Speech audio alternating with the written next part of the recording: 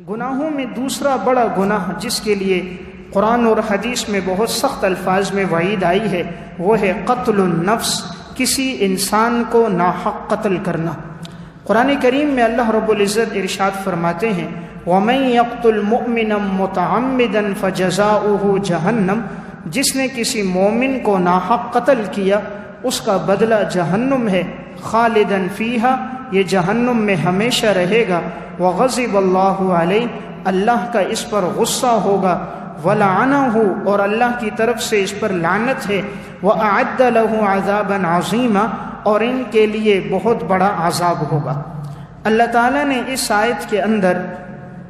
جو شخص کسی کو قتل کرے اس کے بارے میں سب سے پہلا حکم یہ بیان کیا فجزاؤہ جہنم، قاتل آدمی کا بدلہ تو صرف جہنم ہے۔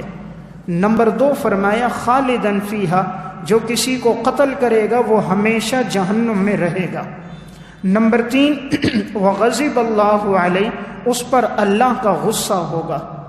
نمبر 4 ولعنہ، اللہ کی اس پر لعنت ہوگی۔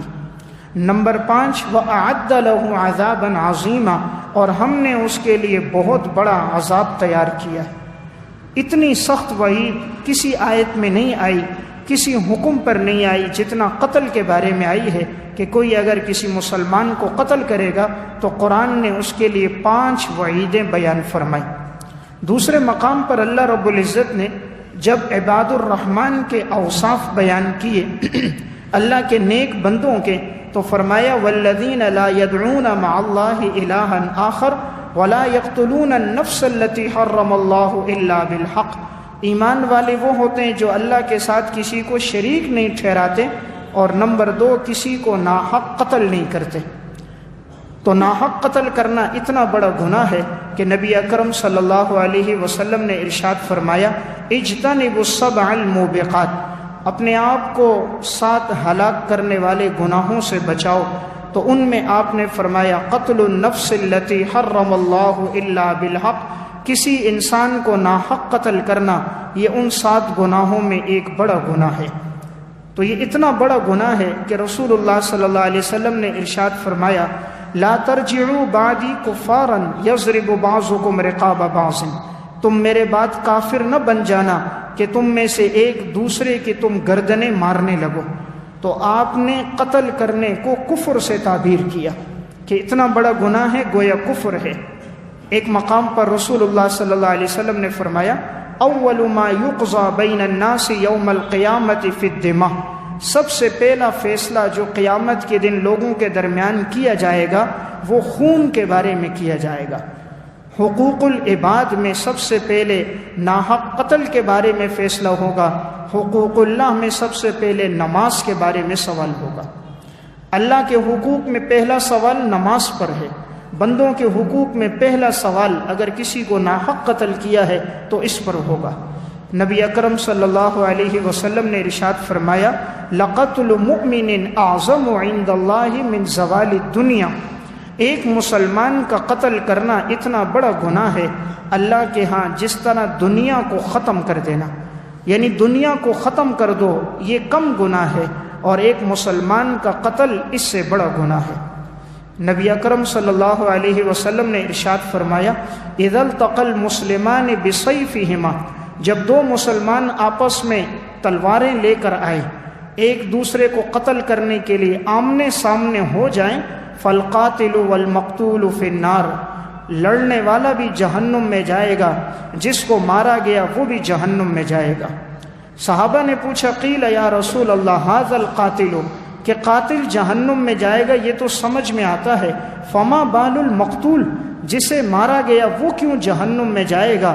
آپ صلی اللہ علیہ وسلم نے فرمایا لأنہ کان حریصا علی قتل صاحبہ، کیونکہ وہ اپنے ساتھی کے قتل کا حریص تھا، یعنی اسے موقع نہیں ملا ورنہ وہ اس کو قتل کر دیتا، پہلے والے کو موقع نہ ملا دوسرے کا داؤ چل گیا، اگر اسے ملتا تو یہ بھی اس کو قتل کرتا، تو چونکہ دونوں ایک دوسرے کے قتل کے لیے آئے تھے آپ نے فرمایا دونوں جہنم میں جائیں گے۔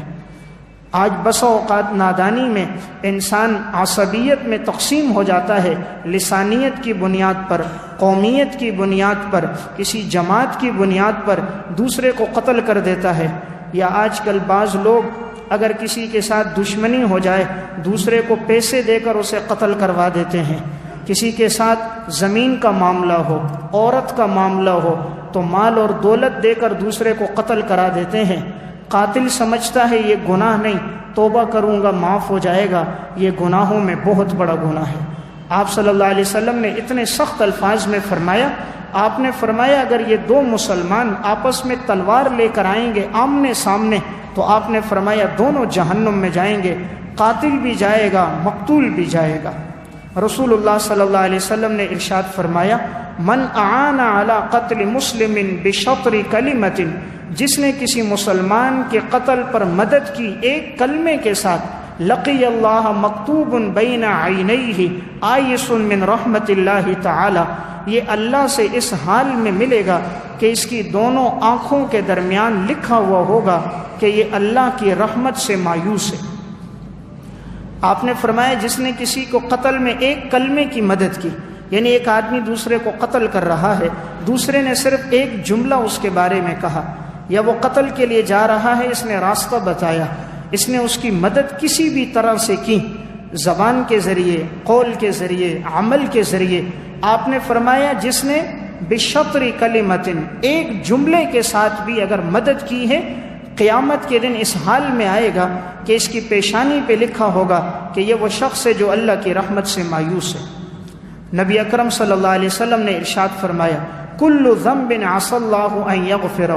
ہر گناہ کے بارے میں امید ہے کہ اللہ معاف کر دے، الا الرجل یموت کافرا، مگر وہ شخص جس کی کفر پہ موت آئی، کافر ہو کے مرا، اللہ اسے معاف نہیں کرتا۔ نمبر 2 او الرجل یقتل مؤمنا متعمدا، دوسرا وہ آدمی جو جان بوجھ کر کسی مسلمان کو قتل کرے، فرمایا کہ اس کے لیے معافی نہیں ہے۔ تو یہ بڑا گناہ ہے۔ آج کل بعض لوگ نادانی میں اپنے کسی کے ساتھ دشمنی ہو جائے تو مال کے ذریعے سے اسے قتل کروا دیتے ہیں، اور بعض لوگ اسے گناہ ہی نہیں سمجھتے، چند ہزار روپے میں، چند لاکھ روپے میں لے کر دوسرے کا ناحق خون بہا دیتے ہیں، تو یہ گناہوں میں بہت بڑا گناہ ہے۔ تو دوسرے نمبر کا بڑا گناہ ہے ناحق قتل کرنا، اس گناہ سے انسان اپنے آپ کو بچائے۔